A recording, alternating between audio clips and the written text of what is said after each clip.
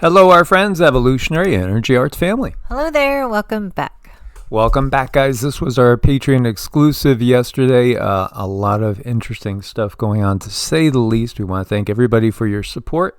And that includes things, not just joining us over at Patreon, but things like thumbs up, sharing the videos, doing your best to try to awaken the world to what's really going on. Because, again, we can say things like I saw one comment that was saying, why are you spreading fear? No, we're just trying to tell you what the real history is of the planet, because it's been hidden. And if we don't know where we have come from, then how can we really know where we're standing at this point in time? Again, the system puts so much time and effort into controlling the narrative that it's obviously very important that we do our best to give the reality to how did we get here in the first place. I think if we don't question things, they're never going to tell us. They're never going to give us anything. They're just going to let us believe whatever they tell us. So. Yeah, and question us, and we just are putting out information and realizations that we've had with the hope that people will take it and run and do your own exploration and learn how to explore deeper within, because the answers lie within, not really without, ultimately. Do you know there's 7 comets? And, which one is going to be, is one perhaps blue Kachina? Is one perhaps red Kachina? Is, one of these going to be extremely significant? Are they all extremely significant? I think they all are. And, we can point out periods of time where we've had more visits by comets at different times, but I don't think we've ever seen anything in our era, in our time period, that's similar to what's going on right now, because we are shifting whole ages. We are shifting into a new age. And, I saw one comment too, oh, too much new age stuff, I'm out of here. Okay, go back to sleep, stick your head under a rock or back up your butt, because if you're not ready to wake up, you're not ready to wake up, and you'll have plenty of time to have maybe hundreds or thousands of more incarnations until you come to the point where you start to understand the bigger picture. Humanity has been indoctrinated, completely brainwashed. They have spent trillions and trillions of our dollars in brainwashing the whole planet. So, it's understandable that people would still have that deep fear of discovering the unknown. Yet, more people are awake than ever before in our, again, current era. So what's going on with these, flying balls of rock and ice? Well, again, I think many people understand that there is life out there. And a lot of people are really very curious about, will the humans wake up, or are they going to stay zombies in the apocalypse? What's happening on planet Earth is the hot topic, certainly in our solar system and our part of the galaxy. You're doing such a good job. Keep going. I mean, it is what it is, and I think it's exciting times. When you look to Oppenheimer, who is credited with, giving the world nuclear weapons, and you see that quote, "Now I become death, destroyer of worlds." This is coming out of the Hindu tradition, the Vedic tradition. I like this question here. Did Oppenheimer believe ancient India had nuclear war? Not necessarily ancient India. The world did. The world had weapons that were more advanced used on it than what we have seen in our time. The evidence is everywhere. It's everywhere. And, again, when you look to this quote, it's referencing Shiva. Shiva is ultimately consciousness itself. And when we look to the situation on the planet, man, there's been too much warfare. In fact, again, it's through the nonstop wars and the money with the profits of the military-industrial complex and also the health system that keeps the machine going. If we could just eliminate the war machine, oh, that would be a beautiful thing, and we could start looking in new directions, but they keep us in fear. And so this is not a video that's hoping to provoke fear. It's hoping to provoke realization. And again, there's so much misdirection out there and misconceptions.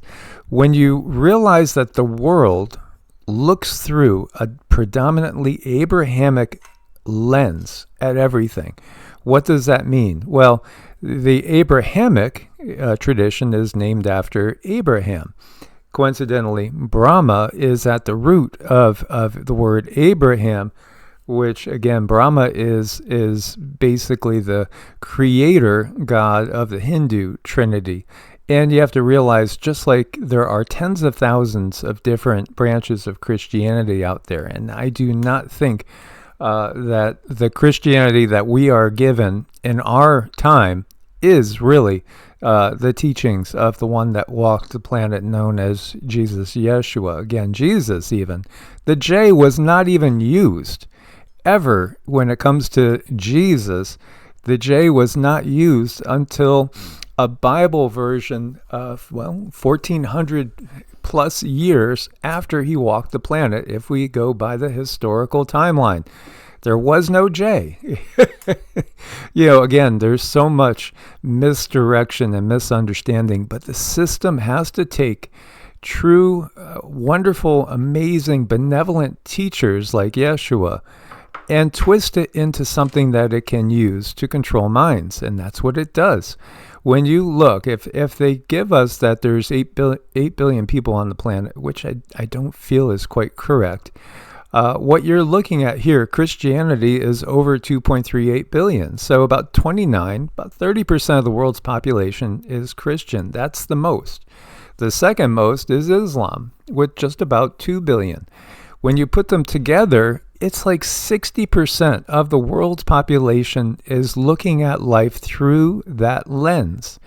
And the root, they say, is Judaism. When you really, really look closely, you'll see that there's a lot of other things that have contributed, such as, again, the diaspora to Persia, for instance, and the Babylonian diaspora, too, when different people in different areas had influence on those that were bringing about this system that we have now, this lens to look through. Because again, even if we were brought up in one particular belief system, we do have the free will to change our minds about things. But yet the conditioning, when you are broken down mentally by the system, which when you look to the military, people go into the military, what happens? The first thing they do is they put you through hell and basic training, and they break you down so they can reform you. And at the same time, when we look to people that come out of the military, there's an overwhelming amount of them that end up having a lot of mental problems. Is it because of that breaking down and restructuring? Not to mention, the things that the military does, which is really, really harmful to the soul. Like when you take a life, there's no way around that. That damages the soul. And then it's a trauma that's embedded literally in your energy field and even into your physical body, and can manifest as issues and dis-ease later on. So when you look at it, again, the majority of the world is brought up in the Abrahamic mindset, thinking biblically about things, thinking biblically and being affected by that. When we look to the narrative that they give us, and they'll tell us, well, the Americas were not really inhabited until about 12, 13, 14,000 years ago. And they came across the Bering Land Bridge because of the population of a few tribes coming from what's Mongolia and Siberia area into the Americas over that land bridge. But the reality is there were people here long before. The Clovis culture, for instance, Clovis, New Mexico, We know there were people here 30,000 plus years ago, well beyond the official narrative that they've given us back in school days. We also know that there was this massive die-off in the Younger Dryas extinction event, in which, what are you looking at here? All these little lines, these are all impact points, or perhaps airburst points, and at many of these, where something impacted the planet. As you can see, there's hundreds, there's thousands. Yeah, it's given that about 12,900 years ago, there was, as you see here, a meteorite impact, or a comet. And this is why I'm really been focusing on this. Because, again, we don't want history to repeat itself, but if there is any chance of it repeating itself, then we should do our best to get people to understand the situation of what we're into. And 12,900 years ago, something, a comet or a meteorite, or something that resembled that, caused massive destruction in the northern hemisphere, and literally caused the extinction of, they will tell us, saber-toothed tigers, woolly mammoths, the big mega fauna, but also it impacted the food situation. It impacted so much all around the globe, particularly, again, the northern hemisphere, where most of this was directed, and led to such a depopulation event. It was just stunning. And of course, there's been movies that give us the visuals of what was going on. And yet, what do we see too? Well, we see that when you go farther and farther back in time, it seems that we had more technology than we did after this impact. In fact, this was perhaps one of the biggest resets we've ever had. Oh, yeah, and it's very real. This is from Graham Hancock, who inspired this video with this post. Most archaeologists and their stooges hate this hypothesis and sneer at those who find it persuasive. New evidence keeps on supporting it, which is the evidence of cosmic impact discovered at classic Clovis archaeological sites, such as Blackwater over here in New Mexico, Murray Springs in Arizona, and over here in California as well. And, Cindy and I have been all over these areas, like down here in the Murray Springs area. We saw what we took to be evidence of mud fossils, and we could feel into the energy. Psychometry is the ability to touch something and get impressions, psychic impressions off of it.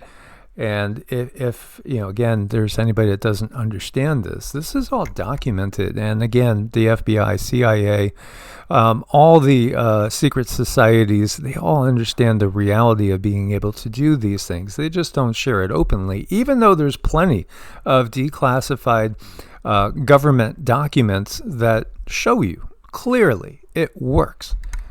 Once you understand these things, you see beyond the veil, and their veil no longer works. And like I've always said, I don't believe that there really is a veil, because as soon as you're shown something, you cannot unsee it. And everything that we're looking at right now is like that. We've been given a template to understand. We've been given a blueprint of what we think the 3D world is, and we're educated on that, and that's why we believe what we believe. But when you look behind that at the reality of the world, things are far different. Yeah, absolutely. And the point that I'm making with the lens is that so many people will say that all you need to do is study your Bible inside and out. Well, do you realize that there's 4 Gospels in the official Bible, but there was over 200 in circulation? 200 Gospels. That's just something that biblical students would know if they went through all the education, that it was a hand-selected, very, very small amount that were chosen because they were more useful in creating a tighter-knit reality that they were going to basically sell us. When you look at this, researchers continue to build on a body of evidence for a fragmented comet, well, wait a minute, we got all these comets out there right now, and you're telling us that the last mass extinction event was brought on by a comet? And again, this is not to create fear, but to create realization that, again, our history is very much more like Star Wars and Star Trek and the Matrix, as well as you could throw the Lord of the Rings in there too in so many ways than what we've been sold in school. And so about almost 13,000 years ago, you had the disappearance of mammoths, mastodons, and most of the big megafauna at that time. And you also had the extinction of the Clovis culture, which was endemic all through this area in the Southwest. And you could feel them. And you could also, as I've shared so many times, driving through this area of Arizona, I was hit with strong psychic impressions of exactly like what we were looking at before. People looking up, seeing something in the sky, and then it's just over. You're in a different realm of existence because it exploded and it caused just massive shockwaves of death and destruction. So UC Santa Barbara Emeritus Professor of Earth Science James Kennett and collaborators presented their findings of shocked quartz, grains of sand deformed by extreme pressures and temperatures at 3 classic Clovis culture archaeological sites in the U.S., Murray Springs, Arizona, Blackwater Draw in New Mexico, Arlington Canyon, and California's Channel Islands. These 3 sites were classic sites in the discovery and documentation of the extinctions in North America and the disappearance of the Clovis culture. Totally off. They were just totally obliterated in this very, very quick, impactful, and just such an apocalyptical event. They say, again, the scenario that they propose is a fragmented comet exploded above ground, sending shockwaves and extreme heat to the Earth. In other words, all hell broke loose, according to their hypothesis. The explosions were responsible for widespread burning and the resulting smoke and soot, in addition to dust that blocked the sun, leading to an impact winter. This is the worst possible scenario. Rapid melting of the ice sheets could have helped to further cool the impact zones. The shock of the impact itself, followed by harsh conditions hereafter, may have contributed to the demise of megafauna in both North and in South America, and the disappearance of the Clovis culture.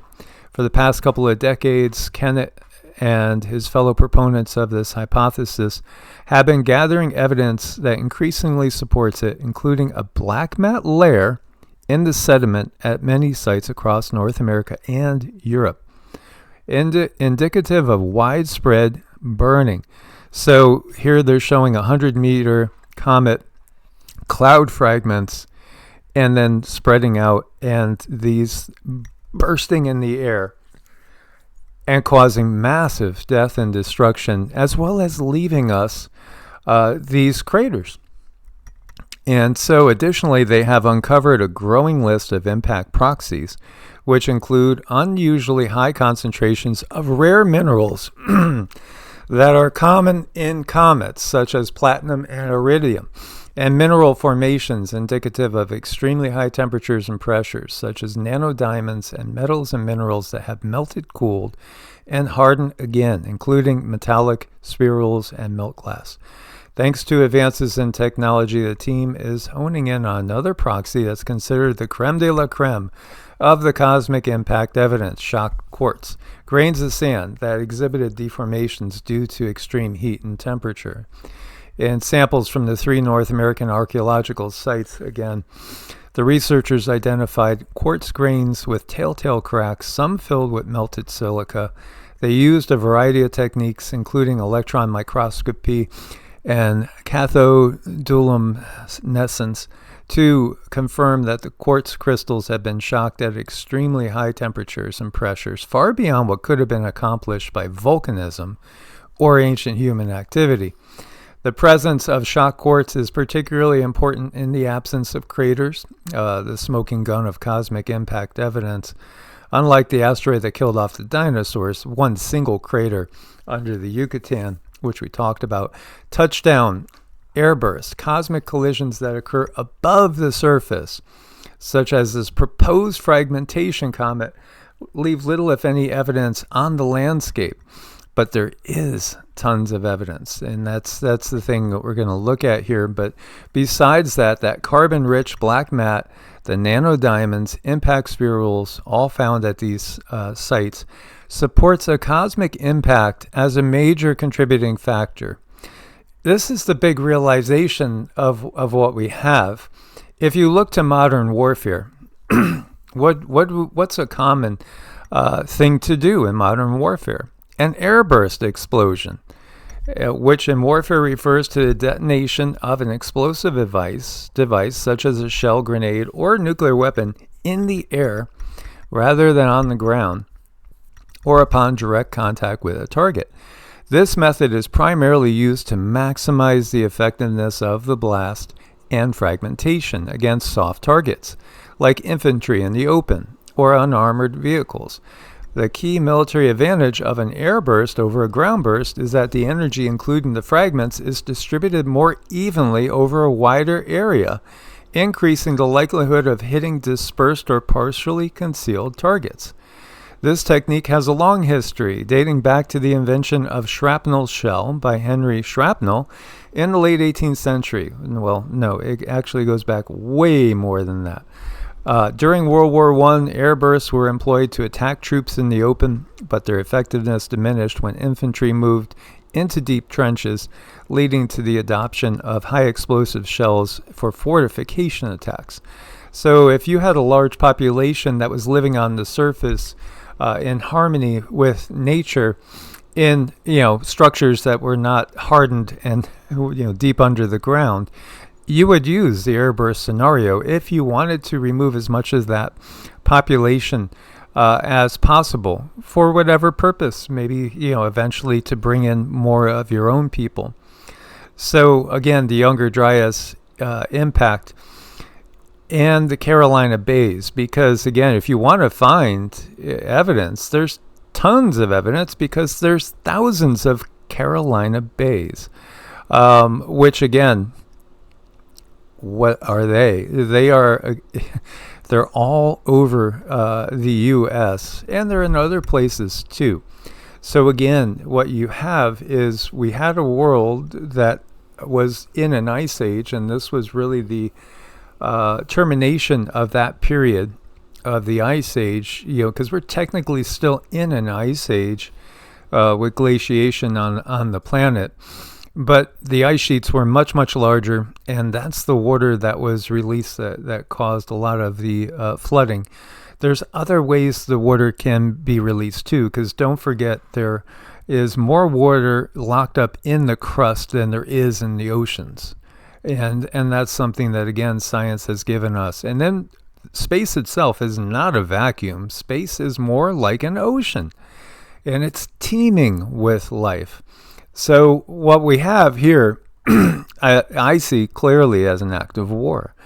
And this was an effective act of war. There is a large crater here, the Saginaw crater.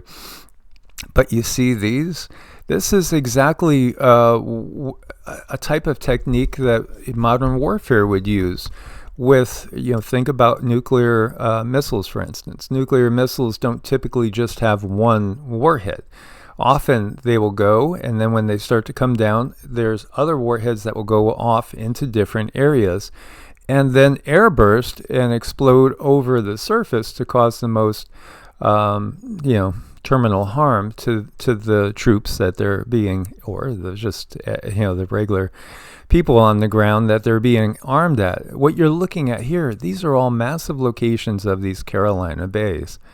So it seems as if, to me, it's quite clear this was a target, a absolutely premeditated targeting of the human population. It's interesting, too, when you go to, again, the Sumerian tales, they talk of Enlil saying there's too many humans, and, we need to cut down the number of humans because they're too noisy.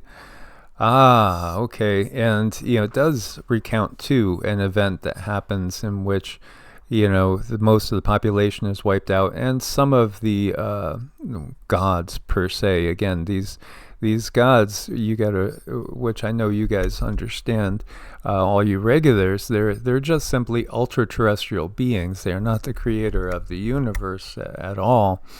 But yeah, they got off planet because they were also here.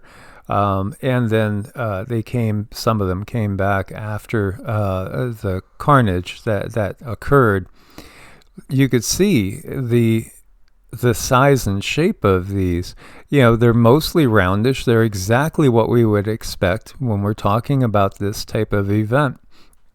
And we can understand from our modern warfare how this could certainly come about. Look at that. What's that number in the box there? 33. Yeah, and here's one in Aiken, South Carolina. This area that I was living in at one point in time. They're all over the Carolina, hence the Carolina Bays and the destruction of North America. There's been so much research done on this. And yet, very few have come out and talked about the extraterrestrial hypothesis. This right here is Randall Carson, who's done a lot. This was one just a few months ago. What really happened during the Younger Dryas event?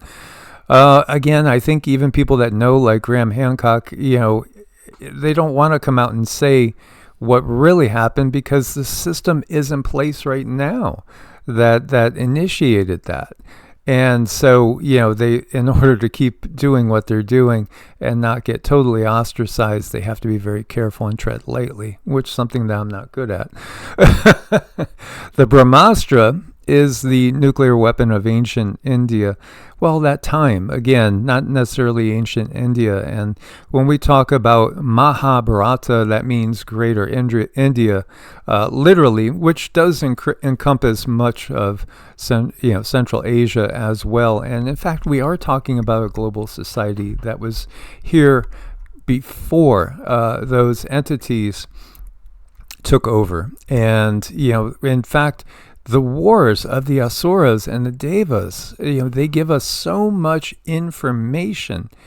It's been twisted into more of a mythological mindset, with, the battles being done with bows and arrows and, again, not really showing necessarily always, but occasionally talking about the ships, which are made of metal and made of sometimes plasma, literally, that can be seen in the sky. And, when we talk about the Vimanas, the ships that these gods had, they even talk about in these classic treasure troves of information that exists in the Hindu scriptures, different types of ships with different types of beings and different types of ships being seen in each of the yugas, such as in the Golden Age and the Silver Age. It's all benevolent beings that we are interacting with. It's only in the Bronze Age that we start to get the negative ones creeping in more and more and infiltrating. And then, in the Kali Yuga, we are on a complete lockdown, which that is, the world that we were born into, guys. Again, when you look to this, there's all these wars of the gods that are always occurring all throughout the Hindu scriptures. And the Devas, which, the Abrahamic traditions took the root of Devas and turned it into devils. They turned daemon, which meant a beneficial nature spirit, and turned it into something that is evil. Because, again, that system has been given to us by the conquerors. In fact, when you look to the Hawaiian legends, our whole money system came from the reptilian system that came in and literally took over the planet by war, by force. And, the Kali Yuga literally begins, the Dark Age literally begins when what's taken to be an incarnation of Vishnu, Krishna, which ultimately really was a starseed light worker, we could call, and again, truly an ultra-terrestrial that was here and interacting with humans and helping to guide humans in a positive light. When that being left, it said that was the beginning of the Dark Age, and so it's symbolic of all the benevolent ETs that were interacting with us on a regular basis as our teachers and our guides, leaving because the world had fallen so much in frequency that the dark ones took over. Again, the darker Anunnaki, the beings from that had basically terminated what was a beautiful Mars and gave it its current form through the system, which does include using things that we would really truly call black magic to open portals and to bring in other beings, not just from other places in this universe, no, but from other universes, because our entire universe is a cell. It's a single cell. And yet there's a multiverse out there, of course, and there is a creator of this universe, which is not necessarily the creator of every other universe out there. And humans are, in fact, we are all creators and being trained to learn how to manage our creation, because we have source within us. The one source is in all of us, not necessarily in all of the system, though, because, again, some of these beings are truly soulless. Some of them are thought forms that were created by beings with source in them. We are powerful creators that they actually very much fear. So what you have in the Hindu tradition is a much more demonstrative and a very, very much more detailed explanation of what's going on. The Asuras. Asuras, what do they do? Those are the ones that are taken to be demonic. Well, when they come to Earth, they take over cities. They take over countries. They land in their ships and they take it over and they set themselves up and have temples built to them, and they rule. This is the beginning of the city-states that we see. When you see all of a sudden the civilization popping up in ancient, Sumeria, Akkadia, Babylonia, this is the system, and this is the system starting to take root and to dominate. Why is the Middle East so important? Well, again, this is where they got their first foothold on the planet and spread out from there. And that spreading out has morphed over time. When you look to why are the Native Americans, what happened to the Native Americans over here, that's still the system doing what it's doing. That is still this aggressive ultra-terrestrial civilization that came in, doing what they're doing to secure the planet for themselves. And that's really part of what has been going on, this eternal battle long ago and far away, just like Star Wars, fierce war between the Devas and the Asuras. It goes on to this very day, and it is a multi-dimensional war, literally. And there is evidence all around the world of the benevolent ETs that help to replenish this planet, because again, this planet is the remnant of Tiamat. When you look to the stories of Tiamat and Marduk, Marduk is representing the dark Anunnaki that came here, and literally they are the ones that gave us the Abrahamic tradition, and literally it did come from Mars. And Marduk is, of course, from the side of the victors, the ones that did come in and invade us. Marduk is given as the hero in the story, and Tiamat as a malevolent dragon, or at the very least, the embodiment of chaos, so to speak. But really, Tiamat was the planet that you're on right now, the biggest remnant of, which was destroyed, just like when you see Starkiller Base and the Death Star, and basically that ability to blow up planets, which is seen in Star Wars. The reason it resonates so much is because that is real, and that is what has happened in the past. When you look up and you see the Milky Way and you see that great rift, it's known as the Great Rift.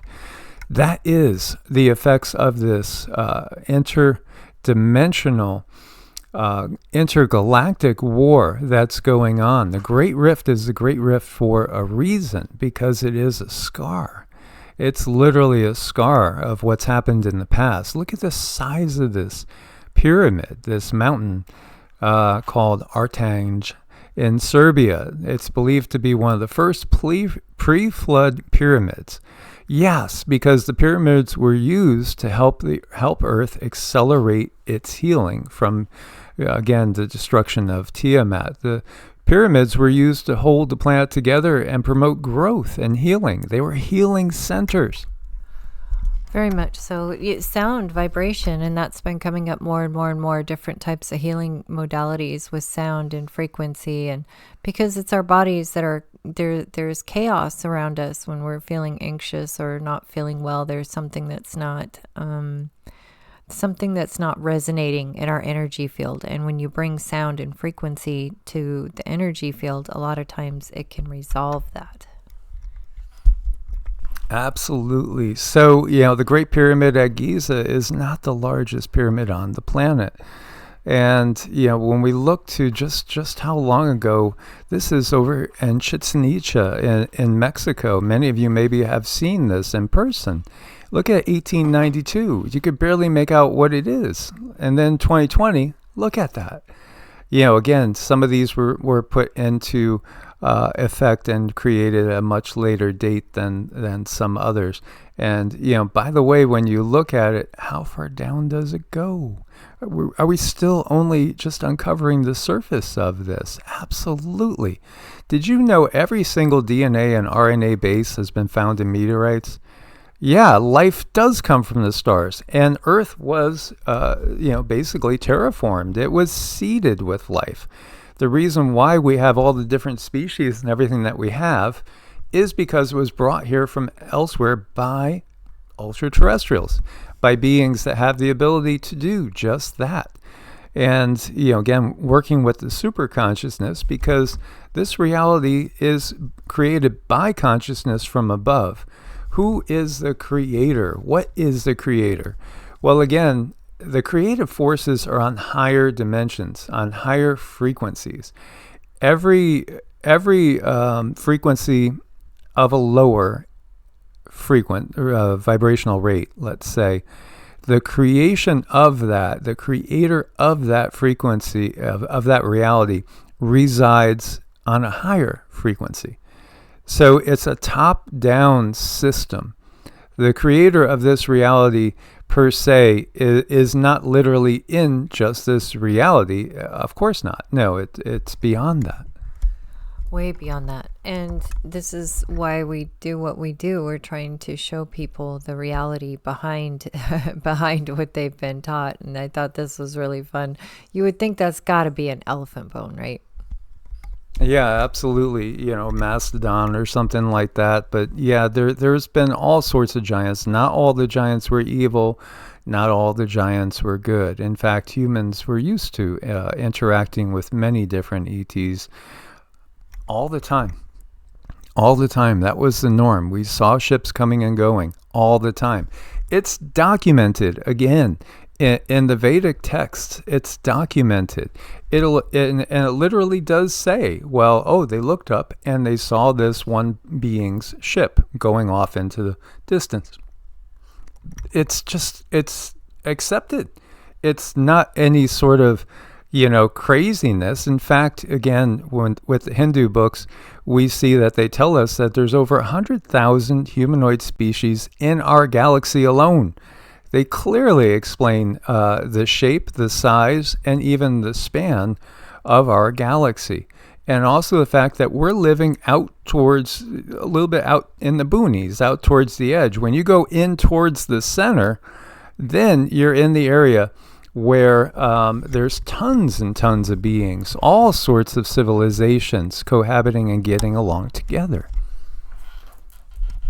And, it brings to our world a really symbiotic place to be, where life lives with life. And, the parasitic nature, I don't believe is natural to the planet. I think the symbiotic nature of things is how this planet was really meant to be. So we look at the political structure. It's very, very parasitic. They live off of our work, and we give them so much of our paychecks, and so that they can have these magnificent buildings and really nice houses and have these major businesses, and it's all off of our backs. It just doesn't seem quite fair.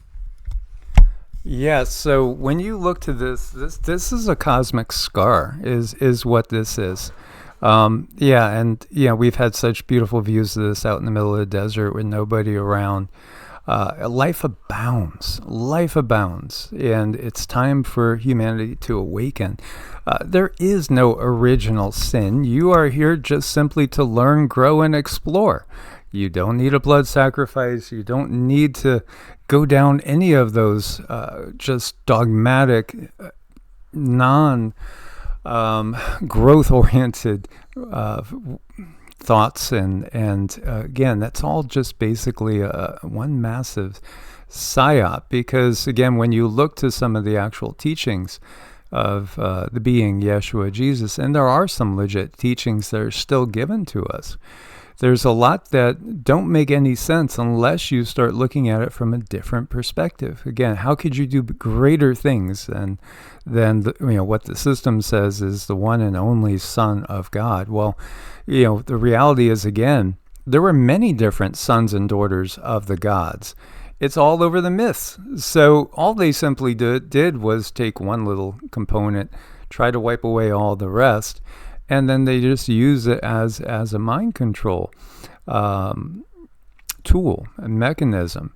So, greater things you will do, because again, ultimately we are all fractals of source, and, we have to raise our perspective so we can see from a much better vantage point and rise above all the muck and the mire. All the division that they do is what needs to be overcome. And how can we get over the division when we walk right into one of their groups that they've created arbitrarily to pit against another group? Indeed. As always, guys, much love. Look forward to your comments. Source bless, and namaste. Namaste.